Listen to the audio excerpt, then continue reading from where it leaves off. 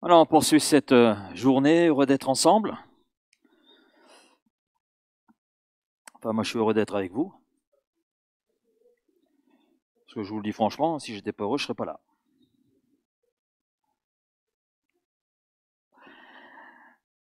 Allez, je vous invite à faire une lecture dans le livre des Proverbes.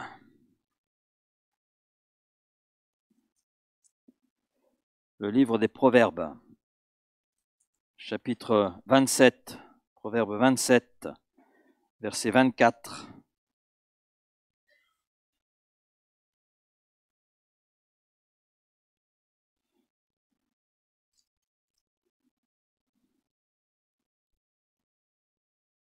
Non, excusez-moi, c'est l'inverse. C'est Proverbe 24, verset 27.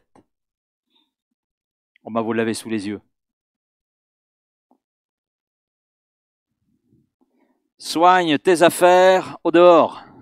Mets ton champ en état, puis tu bâtiras ta maison. Juste ce simple verset. Soigne tes affaires au dehors, mets ton champ en état, puis tu bâtiras ta maison. On est conscients les uns les autres, l'actualité est là d'ailleurs pour nous le montrer, que nous vivons dans une époque, dans une société qui se caractérise par l'instabilité. Ça, c'est le moins qu'on puisse dire. Quand il y a instabilité, il y a forcément désespérance, il y a forcément angoisse. Et la désespérance, c'est on n'y croit plus. On ne croit plus à une amélioration possible. J'écoutais hier soir ce qui se passait à Valence, suite à, ça fait déjà 10 jours maintenant, suite à cette catastrophe terrible dont on n'a pas retrouvé encore toutes les victimes.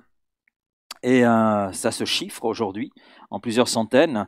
Et les gens étaient là dans les rues de Valence manifestant avec des slogans, et puis les journalistes ont interviewé quelques personnes comme cela dans la foule, et j'ai retenu quelques paroles de ces gens dans la foule.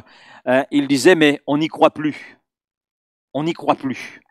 Et la journaliste a expliqué donc la détresse dans laquelle pouvaient se trouver ces personnes, ces familles. Certaines ont tout perdu, tout et n'ont pas encore reçu d'aide, ne serait-ce que pour déblayer les gravats. Donc, et ces gens disaient, on n'y croit plus. On n'y croit plus à la politique, on n'y croit plus à ces paroles d'hommes qui gouvernent notre pays, qui gouvernent, gouvernement fédéral, etc. Donc, ils étaient là dans une désespérance et ils ne pensaient pas qu'il y aurait une amélioration en plus qui soit là possible de leur vie. Et c'est terrible de se trouver dans un tel état. Terrible. Et en écoutant ces gens, en regardant leur visage et toute la détresse que leur visage pouvait traduire, mais je dis en fait c'est l'état de notre monde qui est comme cela. C'est l'état de notre société. À quoi ressemble notre société aujourd'hui? Notre société aujourd'hui ressemble à une œuvre architecturale qui est en train de se fissurer de partout et qui tombe progressivement en ruine. C'est l'instabilité sur le plan politique. Et les choses cette semaine se sont d'ailleurs accrues. Il y a beaucoup de peurs qui sont là en raison des élections qui se sont faites aux États-Unis. Et à grande surprise, le candidat qui est passé, c'est pas celui auquel on s'attendait. On aurait préféré l'autre. Mais celui qu'on n'attendait pas vraiment en raison de tout un passé, etc., eh bien c'est celui qui est passé. Et il semble d'ailleurs qu'il soit passé très nettement. Très nettement. Donc, malgré toutes les statistiques, malgré tous les sondages, malgré toutes les oppositions qui se sont élevées pour qu'il ne puisse pas passer, eh bien, il est passé. Et cela sème une instabilité politique pas simplement au niveau de ce pays concerné, mais au niveau de l'Europe et au niveau du monde, parce qu'il a fait des promesses de régler certains conflits. Ça fait plusieurs années qu'ils durent, et lui, il a promis dans la journée de les régler. Et ça fait peur sur la manière dont il est possible de régler en une journée un conflit qui dure déjà depuis quelques années. C'est l'instabilité sur le plan social. Il était question de différents reportages dernièrement sur les quartiers nord de Marseille. C'est pas très loin ça, hein. Donc c'est à quelques minutes d'ici, mais on entend des choses sur d'autres quartiers et on entend eh bien tous ces organismes sociaux dire nous sommes dépassés. Aujourd'hui, on a affaire à des gangs. Oh, en quel siècle nous sommes? Et puis c'est l'instabilité sur le plan sécuritaire, c'est l'instabilité sur le plan moral et religieux également. Il y a tellement d'affaires de scandale que on se pose la question où se trouve la vérité. Et puis c'est l'instabilité aussi sur le plan économique. Notre pays a une dette qui semble colossale. On n'arrive pas à savoir exactement quel est le chiffre. Mais une chose est certaine, c'est qu'il est question de créer de nouveaux impôts. On a promis de ne pas augmenter les impôts, mais on va en créer de nouveaux. Alors c'est sûr qu'en créant de nouveaux, schéma mathématique, on ne va pas augmenter les impôts, mais on va en créer de nouveaux. Donc pour moi, c'est une augmentation. Enfin, je ne sais pas comment vous voyez les choses. Voilà, donc, et ce n'est pas simplement pour les ménages, c'est aussi pour les entreprises. Puis à côté de cela, on entend une grande chaîne de magasins qui va licencier plus de 2000 employés. Donc c'est terrible. On entend parler aussi d'un industriel qui est en faillite. Et là, c'est plusieurs centaines également d'employés et de familles qui vont se retrouver sur la paille. Donc on voit finalement qu'on est là dans une instabilité, dans un inconfort réel. Et puis les fondements de notre société sont là ébranlés. C'est surtout là que se situe le problème. Si les fondements sont ébranlés, tout l'édifice qui est construit sur ce fondement se trouve, lui, ébranlé. Parce que ce qui est à la base de la société, à savoir la famille, est en décomposition. En décomposition. Et qu'est-ce qui résulte de tout cela? Eh bien, une perte de confiance. Si en résulte l'angoisse, la peur, la révolte et la violence. Et c'est exactement ce que l'actualité nous montre. Derrière toute cette instabilité, eh bien, on a là une augmentation terrible de la violence, des gamins de 11 ans. Des gamins de 11 ans qui savent utiliser la Kalachnikov. Moi, je ne sais même pas faire. Par contre, un pistolet à eau, oui.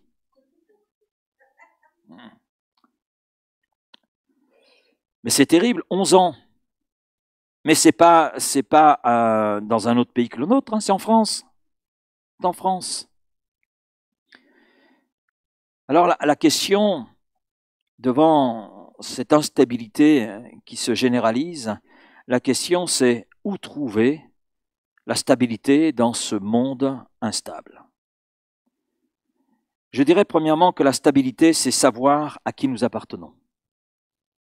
À qui nous appartenons. Et c'est savoir que nous appartenons à Dieu, que c'est lui le Créateur, que c'est lui qui est à la base de toute chose. Et un chrétien, par définition, sait qu'il est aimé de Dieu. Moi, si le monde ne m'aime pas, peu importe, je sais qu'il y en a un qui m'aime. Je sais que Dieu m'aime. Je sais que je suis aimé de lui. Et en retour, je l'aime. Parce qu'il est mon Dieu, parce qu'il est celui qui a changé ma vie. Et je connais son objectif. Servir Dieu. Servir Dieu. Et accomplir sa volonté. Et tout cela, ça m'est enseigné. Ça m'a enseigné dans les évangiles. Ça m'a enseigné dans la Bible, qui est la parole de Dieu. Et Dieu nous révèle à travers sa parole qu'il est. Il nous révèle qu'il nous aime. Il nous révèle qu'il veut nous donner justement cette stabilité dans ce monde qui est instable. Parce qu'il nous propose autre chose que ce que le monde peut là nous proposer, parce que lui est seul capable de changer la vie d'un homme ou d'une femme. Dieu nous révèle ce qui est bon pour nous, mais il nous révèle aussi ce qui est mauvais pour nous. Et il nous montre ce qui porte du fruit et ce qui détruit. Par l'exemple de Christ lui-même, il nous montre comment nous devons nous comporter. Et j'écoutais un reportage sur les gangs dans une région de notre pays, dans une zone, et il y a un jeune homme d'un des gangs qui a réussi à trouver, l'école c'était vraiment pas son truc, il était déscolarisé très tôt, et il s'est rattaché donc à un gang. Et puis un éducateur a cherché à l'aider à sortir de là où il se trouvait. Il connaissait mieux le poste de police qu'il ne pouvait connaître sa chambre. Donc, un éducateur a eu soin de lui et il lui a trouvé un emploi apprenti dans une grande boulangerie, pâtisserie, et puis le directeur de cet établissement a parlé avec lui parce que ce jeune est arrivé plusieurs fois en retard. Alors on sait que quand on arrive en retard dans une boulangerie-pâtisserie, ben le pain il va pas se faire tout seul. Donc le patron a pris cela, attends, je t'embauche, etc. Et puis le patron lui a dit ceci: si tu veux poursuivre avec moi, il faut que tu laisses ton gang. Et là, ce jeune a répondu: eh bien, je ne laisserai jamais mon gang. Je suis prêt à laisser le travail. Et le patron était tout étonné, mais je te donne un travail, je te donne un avenir, et tu préfères le gang. Et il a répondu ceci aux journalistes: mais j'ai un modèle. Waouh, un modèle. C'est terrible. Et c'est, je crois, le problème de beaucoup de jeunes. Ces gamins de 11 ans, s'ils manipulent la Kalachnikov, s'ils sont capables de tuer des personnes de sang-froid, c'est parce qu'ils vivent selon des modèles, mais des modèles qui les détruisent, mais ils ne le réalisent pas parce qu'ils n'ont pas la conscience de le réaliser. Et le modèle par excellence, c'est Jésus. Et lorsque nous cherchons à appliquer le modèle de Christ dans notre vie, ben petit à petit, il y a une transformation qui s'opère. Parce que le journaliste, par rapport à ce gamin qui préférait le modèle de son gang, quand il lui a posé la question « mais quel va être ton avenir ?» Je ne sais pas. Mais c'est évident, la plupart des membres de ce gang soit finissent morts dans la rue, parce que le gang rival est venu en frapper un, ou alors c'est en prison, parce qu'il était surpris en flagrant délit de commettre un meurtre sur un gang voisin. Wow, c'est terrible d'entendre ça. Mais en Jésus-Christ, nous avons cette transformation. Et dans cette transformation, ce qui est abîmé en nous, ce qui est blessure, ce qui est échec, ce qui est souffrance passée, tout cela trouve guérison. Et en partant de là, eh bien, nous devenons plus solides intérieurement, plus solides, plus stables dans notre vie. Et on envisage alors le présent, mais aussi l'avenir. Les repères dont tout individu, grand, petit, quel que soit l'âge, un besoin, se trouve en Jésus. Et Paul l'affirme ainsi: vous avez tout pleinement en lui, en Jésus. Vous avez tout pleinement. Littéralement, c'est vous êtes complet en Jésus. Vous êtes complet. C'est-à-dire, vous avez une identité, vous avez un sens, vous avez une orientation. Vous êtes complet en Jésus. Et le contexte de cette affirmation qui est donnée par l'apôtre Paul dans Colossiens 2:10, c'est celui du sacrifice de Jésus à la croix et de l'œuvre rédemptrice, c'est-à-dire du salut que Christ offre à tous les pécheurs.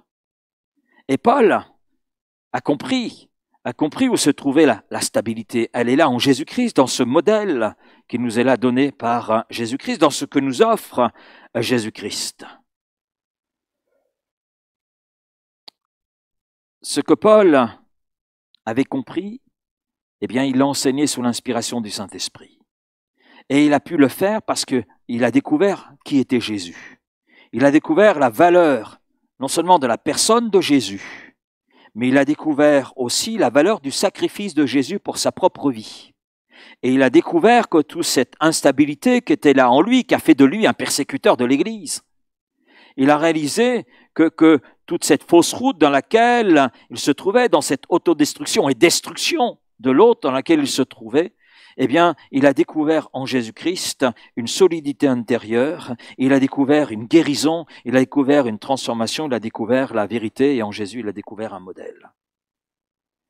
Et nous voyons que Paul avait compris tout cela, il l'enseignait, et il le faisait parce qu'il était conscient que ce que lui avait découvert, c'était ce que ses contemporains avaient besoin de découvrir. Et c'est ce dont nous avons besoin de découvrir. Une stabilité en Jésus-Christ, et qui est seule en Jésus-Christ, et que nous acquérons par la foi. Et beaucoup de gens disent être près de Dieu. Je ne sais pas si vous l'avez remarqué cela. Mais je connais Dieu. Encore cette semaine, je discutais avec un monsieur et il me dit, mais je connais Dieu. Ah! Alors quand vous dites ça à un pasteur, forcément, ça vous réjouit. Hein? Et oui, je suis près de Dieu, je connais Dieu. En fait, il savait de Dieu ce qu'on lui avait dit. Ce qu'on lui avait dit. Et je lui ai dit, mais non, non, Dieu, c'est pas ça. C'est pas ça. Mais moi, on m'a dit que c'était ça. Moi, je vous dis que c'est pas ça. Et la parole par laquelle Dieu se révèle tel qu'il est, c'est la Bible. Et si vous avez besoin d'un exemple, savoir qui est réellement Dieu, regardez Jésus, qui est le Fils unique de Dieu, Dieu lui-même. Dieu lui-même.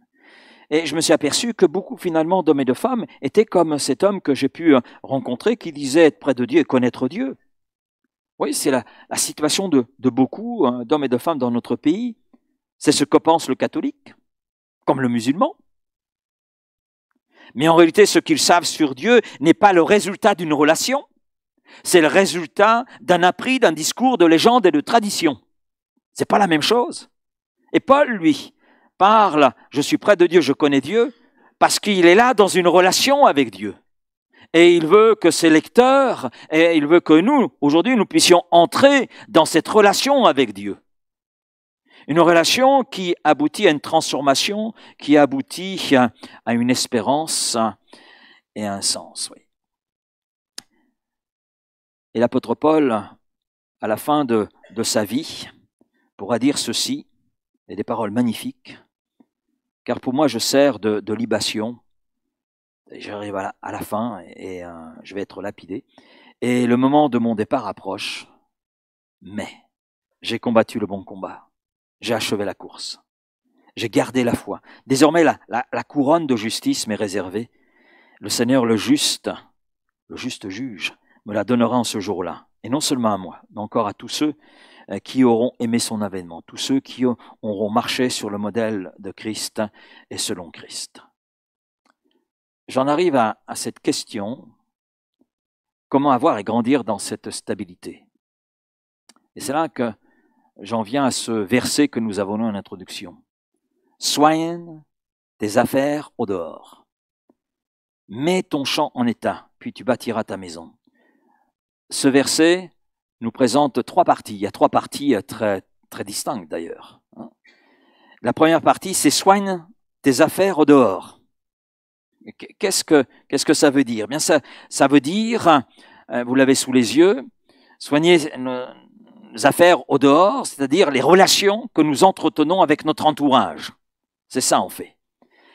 Mais la relation qui doit être prioritaire, c'est celle que nous devons entretenir plus que toutes les autres avec Dieu. C'est ça, en fait. L'auteur de cette parole est là, connaissant Dieu et ayant une relation avec Dieu. Lorsqu'il dit « soigne tes affaires au dehors », c'est pas simplement matériel. C'est bien d'être en ordre dans ses affaires. Non, il est là parlant de cette relation avec Dieu. Et comme je l'ai dit précédemment, la stabilité, la solidité dans notre vie, elle commence avec Dieu. Elle commence dans une relation avec Dieu et elle se construit avec lui. Et elle se construit en lui. Sans Dieu, il n'y a pas de stabilité, il n'y a pas de solidité dans notre vie. Si le contraire était vrai, notre société et au-delà ne serait pas ce que nous voyons aujourd'hui. Et là, je pose la question, est-ce que Dieu fait partie de ta vie? Est-ce que tu as foi en lui? Ce sont des questions importantes.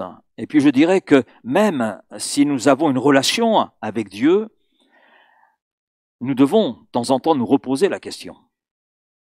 Pourquoi? Parce qu'il est possible de permettre à Dieu de faire partie de notre vie pour un temps simplement, et demain de le mettre de côté afin de mener sa vie comme bon nous semble.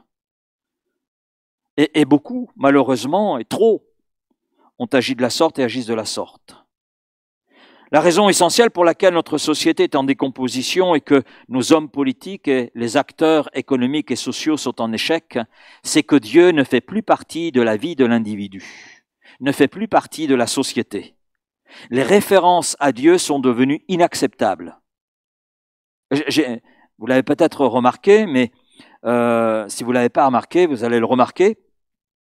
Quand vous parlez aujourd'hui de certains points de vue éthiques, si vous allez à l'encontre de Monsieur Tout-le-Monde, la réponse est « vous êtes fasciste ».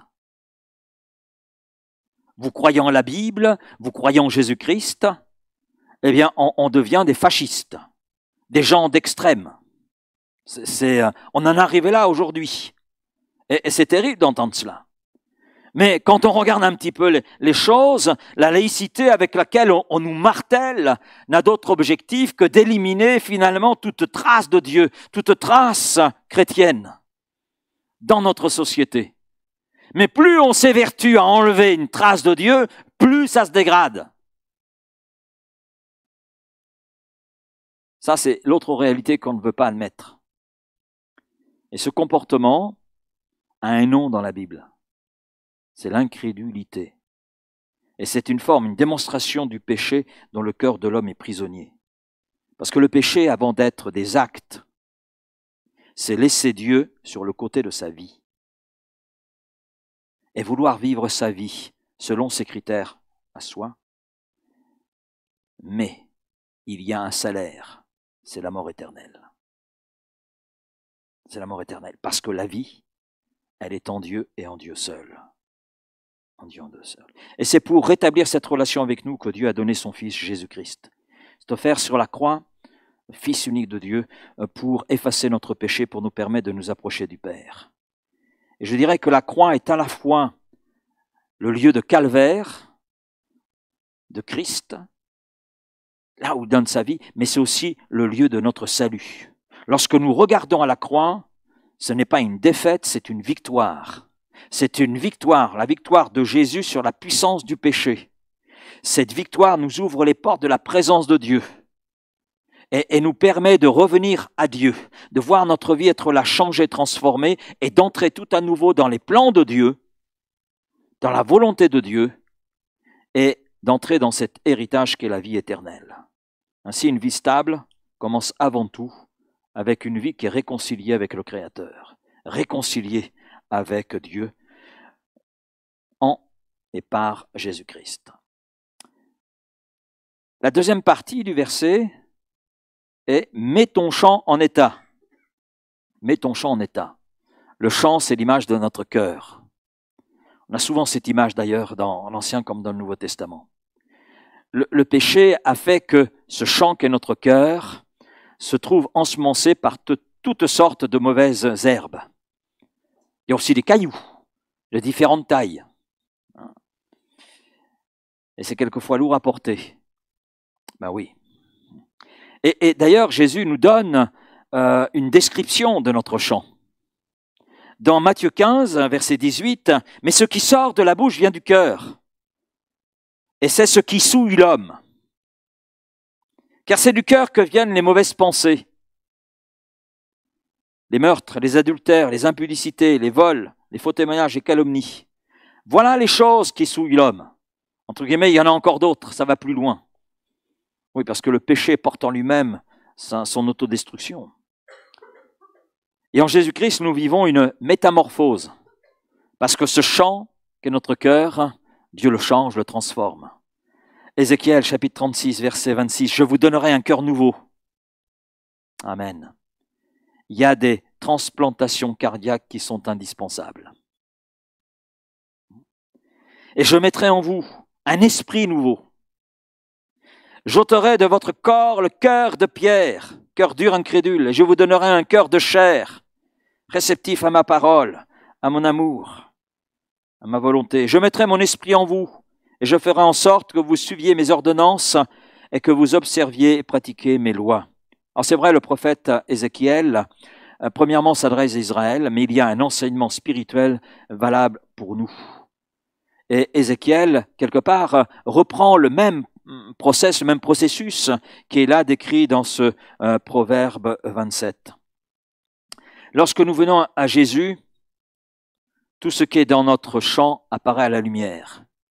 Parce que Jésus vient faire la lumière. Vous êtes déjà allé dans un jardin de nuit?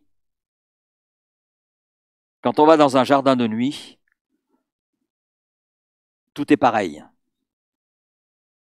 Vous ne distinguez pas ce qui est bonnes herbes de mauvaises herbes. Mais lorsque vous allez alors que le soleil brille, là, vous faites la distinction entre ce qui est mauvaises herbes et bonnes herbes. Et Jésus-Christ, lorsqu'il entre dans un cœur, est cette lumière qui vient faire jour sur ce qui habite notre cœur. Et à partir de là, il nous conduit à faire un débroussaillage qui est nécessaire dans ce champ qu'est notre cœur. Et ce débroussaillage, ce nettoyage est nécessaire afin que les mauvaises herbes puissent laisser la place à la bonne semence et produire des fruits. Bien sûr, cela ne se fait pas sans notre assentiment. Nous allons voir une illustration d'ailleurs de ce processus avec l'histoire de Zachée. Zachée, bien c'est un homme juif, comme tous les juifs de son époque. Il occupe une position qui fait que c'est un homme plutôt détesté. Il est collecteur d'impôts, donc ça ne plaît jamais. Moi, il m'est arrivé d'avoir des inspecteurs d'impôts à ma table. Je ne sais pas si vous avez eu cette chance, vous. Mais moi, c'était assez facile, c'était un membre de ma famille. Donc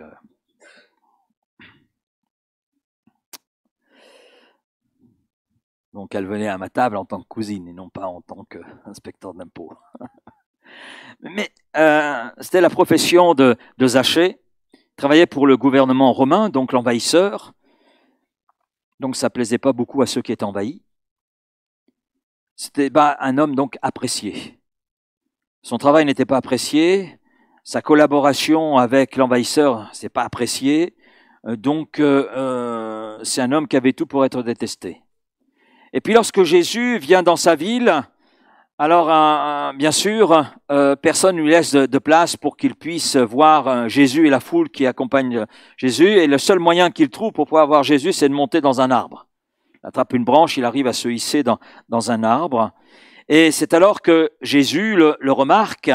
Et dans Luc 19, verset 5, il est dit « Zachée, hâte-toi de descendre, car il faut que je demeure aujourd'hui dans ta maison.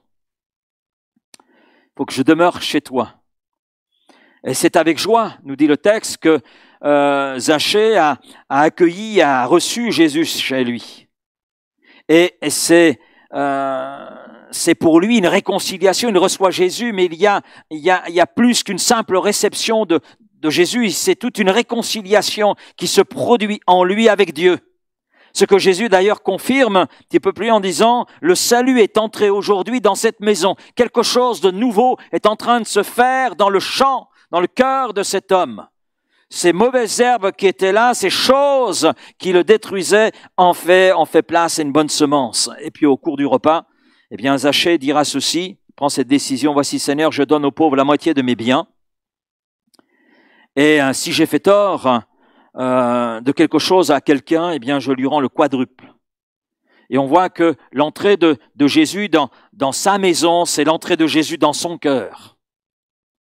Et tout cela vient transformer sa vie, vient transformer son esprit, vient transformer sa conception des choses. Et puis il a décidé de nettoyer son champ, en acceptant de réparer le tort. S'il a commis quelque chose et que l'auteur vient lui signaler, il est prêt à réparer et à dédommager. Donc on voit tout un changement, une transformation qui se fait en lui. Et ce nettoyage se fait en lui et peut se faire en lui parce qu'il donne son accord pour que ça se fasse. Et c'est vrai, ce nettoyage de notre champ, c'est Christ qui le fait par son esprit, par sa parole, mais aussi avec notre accord. Il faut le vouloir. Et c'est important de le dire, parce que ce qui se déroule dans nos vies se produit parce que nous donnons l'accord à Christ pour faire son œuvre en nous. Si on ne lui donne pas accord, rien ne se produira. Aucun changement ne se produira. Sans notre accord, rien ne peut se produire dans nos vies. Et à ce sujet, je citerai un exemple, parce qu'on a un exemple dans la parole de Dieu. C'est cet homme qui est riche. lorsque nous l'écoutons parler à Jésus, nous relevons, à travers ce qu'il exprime, que c'est un homme qui est bien sous tout rapport. C'est un modèle. C'est un modèle. C'est quelqu'un de bien. Il vivait dans une moralité saine. Dans sa vie de tous les jours, il respectait les commandements de Dieu. Mais ce n'est pas pour autant qu'il n'avait pas besoin de nettoyer son champ. Et d'ailleurs, Jésus lui fait une simple petite remarque. Il te manque une chose. Vous vous rendez compte, c'est formidable. C'est le genre de personne que tout le monde voudrait comme gendre. Mais pourtant, Jésus lui dit, il te manque une chose. Va. Bon, encore, ça va là? Il y a la suite. Vends tout ce que tu as, donne-le aux pauvres, et tu auras un trésor dans le ciel. Alors là, ça passe plus. À ce moment-là, eh bien, cet homme riche est saisi d'une grande tristesse. Il fait demi-tour, il rentre chez lui. Résultat, rien ne se produit. Rien. Rien ne peut se produire parce qu'il ne le veut pas. Jésus avait touché le point faible du champ de cet homme, le point qui l'empêchait d'aller plus loin avec Dieu. Pourtant, Jésus lui dit, il te manque une chose. C'est pas deux, c'est pas trois. Non, juste une chose. Il était presque parfait. Il y a un dicton, on lui a redonné le bon Dieu sans confession. Ben là, c'est raté. C'est raté. Non, il a refusé de nettoyer une partie de son champ, et le texte montre qu'il est reparti tout triste. Rien ne s'est produit de plus dans son cœur, parce qu'il n'a pas donné son accord, il n'a pas collaboré avec Christ pour que l'entièreté de son champ soit en état d'aller plus loin avec Dieu. Et je pose la question, est-ce que notre champ est nettoyé? Est-ce que ton champ est nettoyé? Est-ce que ton champ est en état pour recevoir tout ce que Dieu veut là y déposer? Est-ce qu'il reste encore des espaces qui ont encore besoin d'être nettoyés? Parce que ce qui reste dans ton champ sera l'obstacle qui freinera ta relation avec Dieu, qui freinera ta vie et qui fera que ton champ ne produira pas de fruits.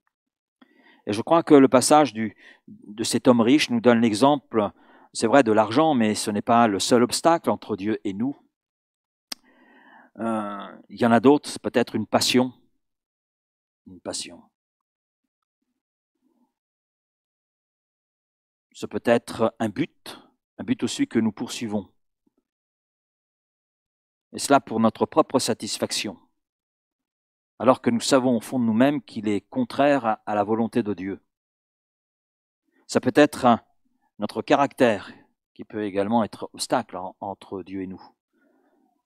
Je suis comme je suis, je reste comme je suis. Que ça vous plaise ou non. Que ça me plaise ou pas, c'est ok, mais qu'en pense Dieu? Qu'en pense ton Dieu? En fait, lorsque nous regardons les choses de plus près, nous constatons que nettoyer son champ, c'est le mettre en état de porter de bons fruits, beaucoup de fruits, et des fruits qui réjouissent le cœur de Dieu. C'est ça, en fait. Et le fruit de tous ces efforts, finalement, c'est quoi? Eh bien, c'est une vie stable et une vie solide. J'en arrive au troisième aspect qui nous est là donné dans ce proverbe. Puis tu bâtiras ta maison. Ta maison. La maison, dans la parole de Dieu, c'est l'une des images de notre vie, avec tout ce qui est lié à notre vie. La vie est comme une maison. Il y a différentes pièces, il peut y avoir aussi différents étages. Et les différentes pièces parlent de notre vie professionnelle, parlent pour celui qui est étudiant de sa vie estudiantine, parlent de la vie de couple, de la vie d'église, etc. Ça parle de tous ces aspects-là.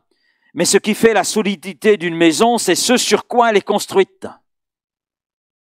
C'est pourquoi les deux premières parties de ce proverbe sont là fondamentales. Soigne tes affaires au dehors. C'est-à-dire, soigne ta relation avec Dieu. Ça commence là. C'est le fondement sur lequel tu dois construire toute la suite de cet édifice qu'est ta vie. Mets ton champ en état, mets de l'ordre dans notre cœur, dans notre vie, avec l'aide de Dieu. Et à partir de là, construire notre vie. Construire notre vie. Vous savez, tout ce que nous laissons en arrière, blessures, etc., un jour ou l'autre, ça nous rattrape. Si ce n'est pas nettoyé, ça nous rattrape.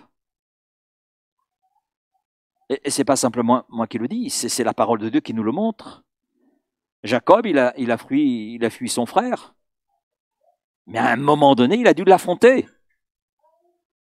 Il a dû l'affronter. Et pour progresser, pour voir sa maison se construire, eh bien, il fallait qu'il passe par là, par cette réconciliation avec son frère. Il fallait qu'il affronte ce qu'il avait fui pendant plusieurs années. Il fallait que ce soit nettoyé, que son champ soit nettoyé, soit aplani, pour aller plus loin. Donc pour nous, il s'agit de bâtir, c'est vrai, notre vie sur Dieu, sur sa parole écrite, ainsi que sur un cœur qui est là en bon état, en état de recevoir la parole de Dieu, en état d'accomplir toute la volonté de Dieu. Vous savez, une construction demande un travail continu. Vous avez remarqué cela? Parce que la construction, c'est une chose de la faire, mais il faut la maintenir en bon état. Et le verset qui nous intéresse, puis tu bâtiras ta maison. Il n'est pas dit puis tu bâtis ou tu as bâti, non, tu bâtiras. C'est-à-dire tu continueras de bâtir et continueras encore de bâtir.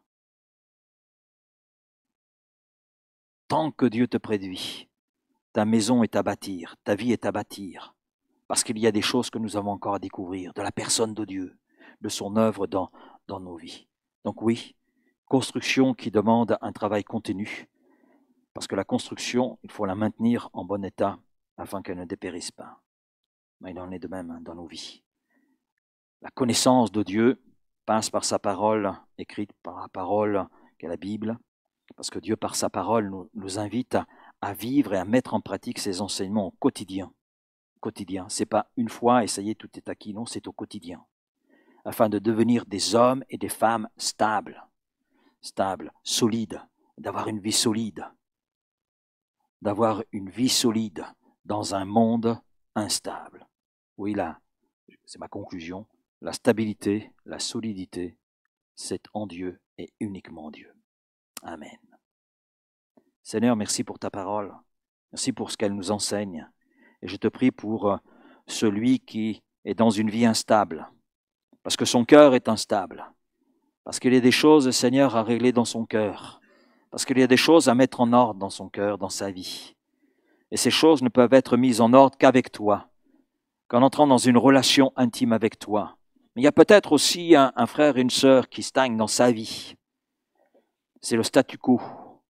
Et puis, progressivement, il y a une instabilité qui s'installe.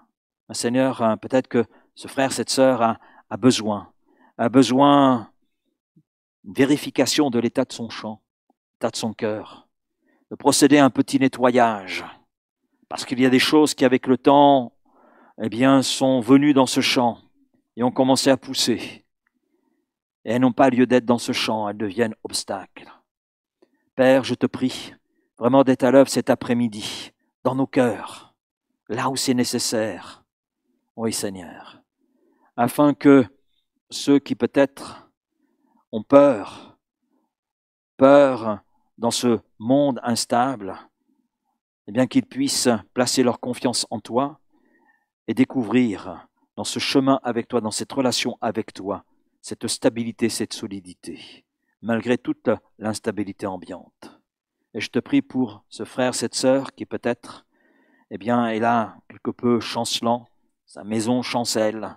Mais je te prie d'aider ce cœur, de le rejoindre là où il en est et de l'aider à nettoyer ce qui est à nettoyer, à faire les vérifications d'usage dans son cœur, dans sa maison, et à nettoyer et réparer ce qui est à réparer par ta grâce et avec ta grâce, et qu'ainsi cette demeure puisse être consolidée et demeurer debout, et que la construction puisse se poursuivre, Seigneur, et devenir solide. Et pour nous qui sommes des maisons construites, des maisons cours de construction, avec une certaine solidité, et bien que nous demeurions en toi, attachés à toi, attachés à ta parole, attachés à tes enseignements. Oui, Seigneur, afin que cette demeure, qu'est notre vie, demeure toujours ferme et stable, et que le jour où tu reviendras, Seigneur, eh bien, tu puisses nous reprendre et que nous entrions dans la gloire avec toi. Oui, Seigneur. Puis nous savons que c'est toi qui, dans les épreuves, les difficultés de la vie, nous donne cette stabilité, nous donne cette force, cette solidité qui nous permet de traverser les épreuves et d'être victorieux. Alors merci Père de tout ce que tu veux accomplir encore cet après-midi, au milieu de nous Seigneur, mais aussi auprès de ceux qui peut-être derrière leur écran sont là examinant leur vie et les voyant en ruine. Mais Seigneur, tu es le réparateur des brèches, tu es celui qui restaure les vies, Seigneur, même les vies en ruine, Seigneur, c'est toi qui les restaures et c'est toi qui procèdes à la reconstruction de l'édifice, Seigneur, et qui donne solidité et qui donne stabilité. Alors merci pour tout ce que tu veux là réaliser, Père, et nous t'en remercions. Oui, et je te dis Amen. Amen. Amen. Merci. Amen.